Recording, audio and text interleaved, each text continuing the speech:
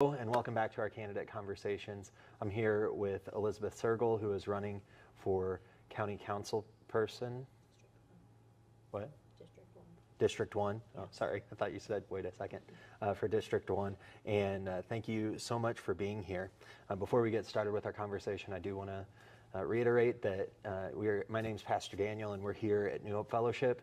We do not necessarily support or promote any candidate. We just want to have the opportunity for our community to meet them and know who they are. So with that being said, go ahead and tell us a little bit about yourself, your family, and your background. Okay, thank you for having me. Absolutely. So we are a law enforcement family, and Kevin has dedicated 27 years of his career to the St. Louis City Police Department, and he's still a sergeant there. I have 3 children. My oldest is 16. I have a 14-year-old and an 8-year-old, all in the Rockwood School District. My background is that I have been a CFO, or a director of finance, for 4 mid-sized nonprofits in the St. Louis area over the last 25 years. Wow. Yeah. Okay. And what prompted you to want to run for this office? Well, it started with a development that was going in across the highway from me, and I had called our councilman, and I didn't get the response that I thought I would get. I knew that most of the constituents in the area were against the development, and I had just asked whether he was planning to vote for or against. He decided that he was going to vote for, even though most of the constituents were not in favor of that.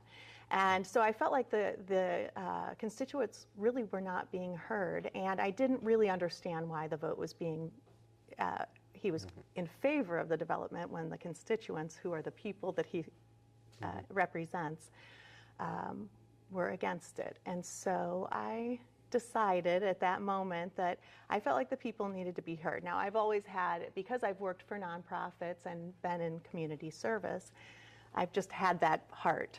I've tried to be the person that speaks for the people who are unheard.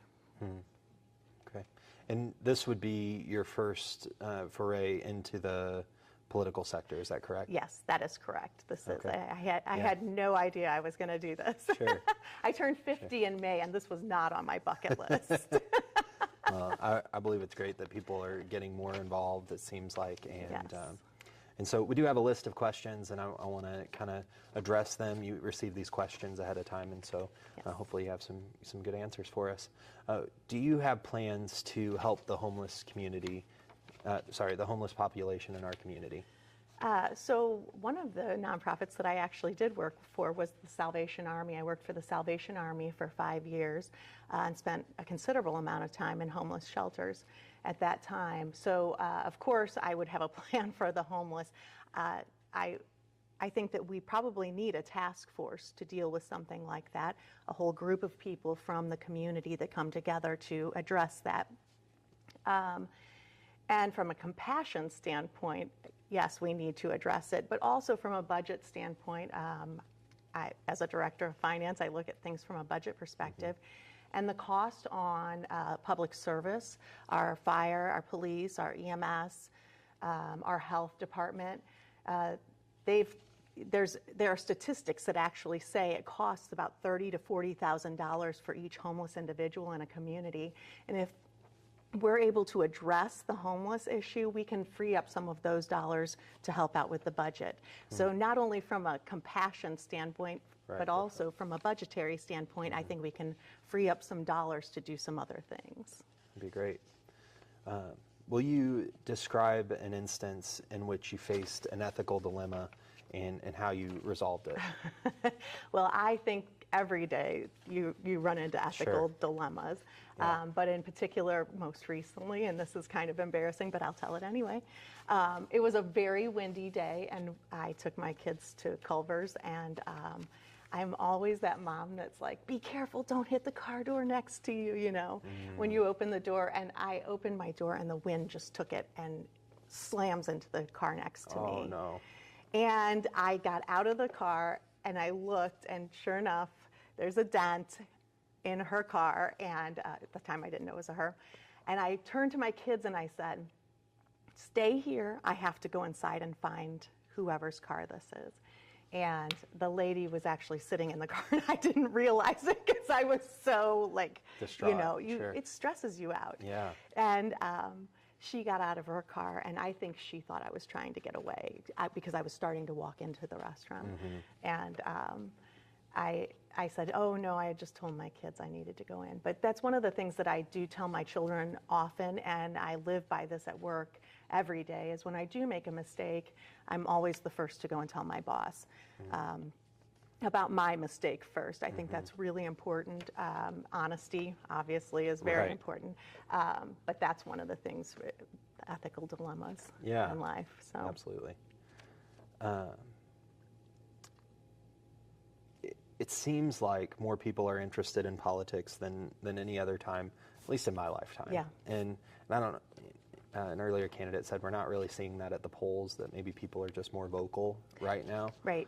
But why do you think that is? Well, I agree with the poll thing. Like, again, as I've been out canvassing, I've had some people tell me they don't vote.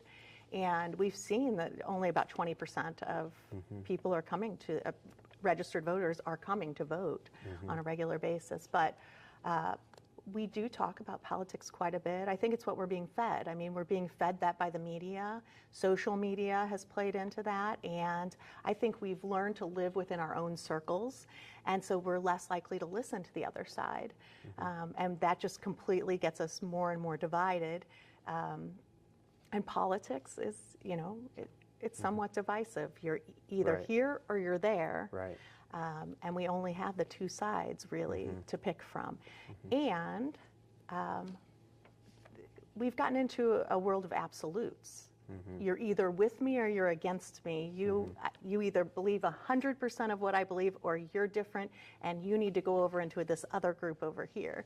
From my standpoint as a candidate, I see that on our own county council too. I've seen that they're very divided, and I'm hopeful that I can bring some collaboration and compromise back to the table. And the follow-up to that question is, what will you do to increase transparency in the local government? So my goal, and I really would like to see a strong strategic plan for Jefferson County as a whole, but I don't think I'm going to wait on that. I think I'd like to do that for District 1 alone. And I think having a group of people come together, as many people as you can gather together to have input into that is important, and build our own strategic plan in District 1. I also plan to, I've done a number of videos over my campaign on my Facebook page, and I think that's a really great way to just educate people and to communicate with people. And if I'm constantly putting videos out there as a candidate, and then as a council person, I think that people will be more informed, and there will be more transparency. Absolutely. I know you've worked with nonprofits, but work is definitely different than what we choose to do with our free time. Yes. Like, work pays the bills, but our volunteer. So what are some specific interest or volunteer activities you've had? So I have a passion for seniors. I've always been that way. Actually, when I was in high school, I worked at a nursing home. And currently I sit on the board of Voice, which is an advocacy group for individuals in long-term care. And I'm the treasurer on that board. At my last job, at my last employer, I know it kind of merges with me because a lot of my volunteer opportunities are through my employer, but I started a program for loneliness and isolation for seniors. And it was a volunteer-based program where volunteers go into the homes of lonely and isolated seniors to spend some time with them on a weekly basis and have something for them to look forward to the next week as well. There are statistics that show that isolation can be as bad as smoking 15 cigarettes a day. And from a health standpoint, it can shorten your life by about 15 years. And so that's been a passion for me because I've seen that there are a lot of lonely and isolated seniors in our communities. That's good. One of the questions that we received quite a few questions on Facebook on a post, was about the animal control issue. Yes. And I think that is something that could be handled at the county level. Do you have plans to address animal control? Well, I think we have some ordinances on the books, and we really just need to be better about enforcing some of those. I also know that I've read some articles about right now, like the city is busting at the seams too with the same types of issues, and we can maybe coordinate with the city and with other communities surrounding us to work on the issue together, because there does seem to be a problem right now. I don't know if COVID has played into that with animal control. And you're talking about overpopulation, is that correct? Correct. Yes. And just in general. Right, yes. I think a lot of it, we need to really just enforce the ordinances that are on our books. Okay. How do you plan to make a difference in local government? I mean, you've talked about it a little bit. Just go in a little more detail. I really, and I have talked about this, and my biggest thing is planning. I'm a big planner. I'm all about strategic planning, making sure that everyone's involved in that, because I think it's on the back end, you have less problems if more people are involved from the front end in the planning. I do think that the county seems to be a little bit, they're not very proactive, they're more reactive to some issues. And again, strategic planning will help with that. I think we need a very forward-looking plan. We need to know where we're headed and how we're going to get there, and we need steps to see how we're getting there and ways to measure that. Big on that. Yeah. I also think I'm good at compromise and working with individuals who don't have the same thoughts or beliefs that I have, and working towards a common goal. If we all start thinking about the residents and the people and what's best for the community, I think we can maybe come to some compromise, and I think that's important at the county council level. Sure, sure. And what or who are the major influences in your life? I would say my parents were probably the major influence in my life. My parents gave me a solid foundation. I might cry because my mom died 5 years ago, and that's still, just the thought of my mom. But both of my parents were really, they just gave me a good foundation. I had went to a Christian school until 8th grade, and then went to a public school. And they taught me, I'm sorry, That's okay. I'm a crier. It's okay. I think they gave me this squishy heart that I have and taught me, even with the squishy heart, to use my analytical mind to work through things. And all around, I just think I had a really good upbringing from my parents. They were just really great role models. They would serve the homeless on Thanksgiving, and they were volunteer-minded individuals. That's good. That's good. What do you feel is the biggest problem our county faces, and how do you plan to address it? I'm going to go back. I'm probably going to be repeating myself here, but yeah, and we are at the bottom of the page, so we're going to go to the lightning round next. I really do believe that the biggest problem that we have in the county is the county council itself is so divided, and it's hard to have divided leadership and move in a good direction. And so I think that, again, having that strong strategic plan and having individuals on the council who are listening to the people and willing to work with individuals in other areas of the county to further the goals of the county itself is going to make a big difference to Jefferson County. Okay. All right. Well, thank you for your responses to those more serious questions. Yes. Now we get to the questions that I really like. Okay. No, I like those. But let's see. What would you say is your favorite movie? Oh my goodness, here's the thing, I don't watch TV or movies that much. Okay. So I'd have to go way back. I really liked Forrest Gump. Okay. This is going to be awful because No, that's great. I just don't see a lot of movies. And in fact, my treasure is Samantha Haney, and she gives me so much trouble about this because she'll say, "Did you see this? Did you see that?" I'm like, "Nope." Yeah.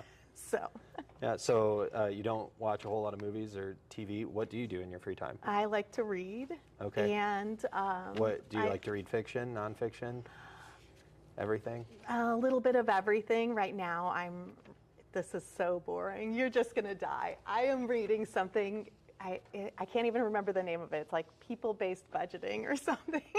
Oh. No. Yeah, that sounds great. Yeah, I know. It's really, exciting. Okay. When you were 6 years old, what did you want to be when you grew up? A teacher. A teacher? Mm-hmm. Okay. When did that path When did that change? When did that go different direction? I went to, I really enjoyed anatomy in high school, and I thought I wanted to be a doctor. And then I took cell biology in college, and I hated it, every bit of it. Like microbiology, I didn't like either. And so I finally was just like, yeah, this isn't going to work for me. And I took an accounting class, and then I called home and told my mom, there's a place for everything here. Yeah. Yeah. All right. So all modesty aside, Yes. what are you better at than 90% of people? And it doesn't have to be serious. Oh, what am I better at?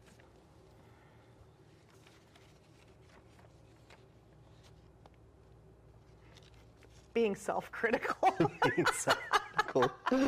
That is true. I thought I was going to get a weakness question, and I was like, that it probably is my biggest weakness. No. I'm really good at that. Okay, so I mean, that question was on here. So what is a strength? Oh, my strength is probably problem solving. Yeah, okay. Yeah. Okay, but you're not willing to say you're better than 90% of people at problem solving. No. Okay. Okay. All right. What color is your toothbrush? Yellow, Why? because it's the one that was there. Okay. All right. All right. Yeah, I'm pretty basic. I'm like a really simpleton, I think. Okay. Yeah. Yeah. Well, it's been a pleasure meeting you and having you on with us today. And so you're running for County Council. I am. District 1 in Elizabeth Sergel. Is there, where can people go to find more information about you? You mentioned Facebook. Yeah, I have a website, votesergel.com. It's VOTESERGEL.com. And I'm also on Facebook at Elizabeth Sergel for Jefferson County Council District 1. Awesome.